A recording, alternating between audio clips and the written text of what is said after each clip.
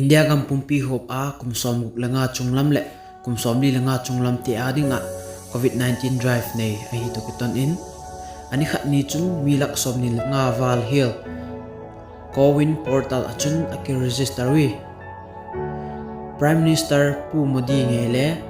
Bharat Biotech in asim Covaxin chu AIMS Delhi mun in awaki kap hi clinical trial result asuk na logikin Covaxin hi min amat na bek lo ahi ahila vaccine chini kimang tigel hi government in approvable gel gel hi tai vaccine khat jok chu hi le Serum Institute of India in asim Covishield ahi jigula corona na laka ai hu him tu ding tia min thanum taka ji vaccine te hi kap dinga aki register sau sau lai un nang jigol na hi la ve kha ka hi chun laki kap lo ding hi vaccine siamte Biotech India le Serum Institute of India in again na achun vaccine hi mizo si kap thelo ding hi tin pon ala bolui aki kap thelo ding te again masangu chun Pu Modi vaccine kap achina thiltung khat gen hitiu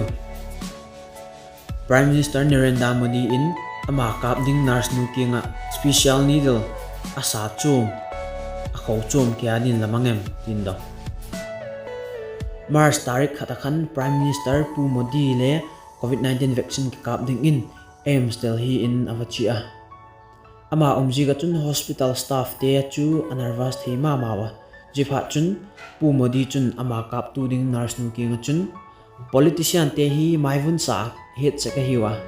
ke kap na ding hin le syringe spin sa lamat go em tin tot avak bol hi jia tot bol chun hospital staff te chu amu asunum chu mama health worker sep hi agim umdan le ahemil hilui tin ngenui Pu Modi kap tu nurse chun tuni hi kahin khu akakipak ni pen hi ajik chu Prime Minister Pu Modi in vaccine kap ding in AIMS Delhi ahung zona jina chun kingai nim takin akhut kilkom in staff te ho chibai ahung bukhi tin ngen hi Pu Modi chu Covaxin akikap zo in minute som thum sung at thak in oma side effect le nop mona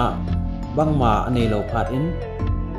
akap tu le staff nurse te kinga chun wachi kitin kipak thu wagen in jezo chun hospital anu si tai bangol natna le medical condition la nei chun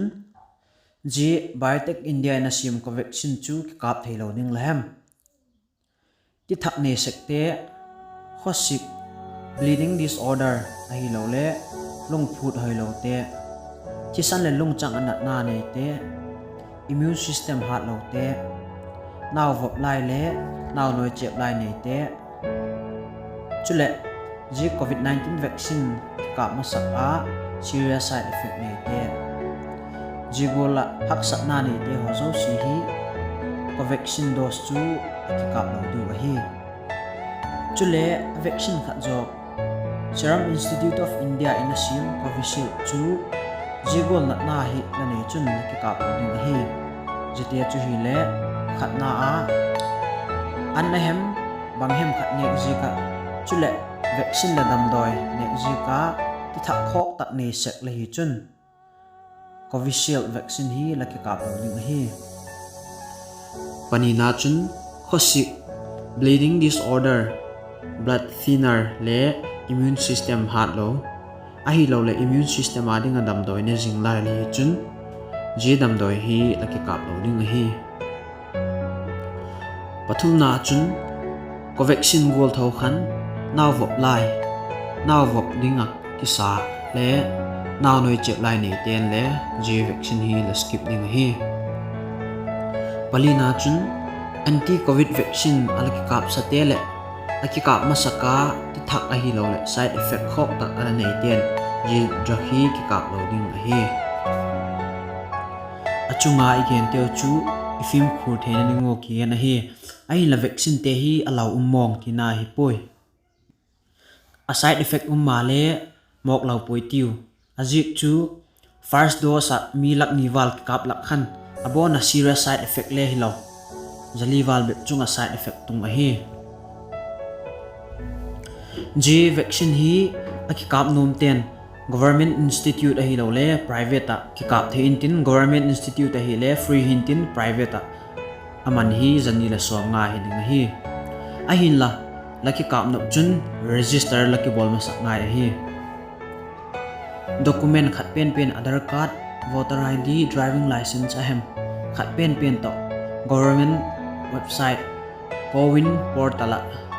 ke register ma sak ngai ding hi anum tia ding in aling description in ko ing katin ahi lo le Aarogya Setu app Covid-19 na ding government ala sim GP na khan le ki register na ding ding hi N2 te ho zo si Covid-19 hi athoving deuta ahin la government in protocols le rules reading a siamte ho tak mai azui na lai ding in chil komin na bonon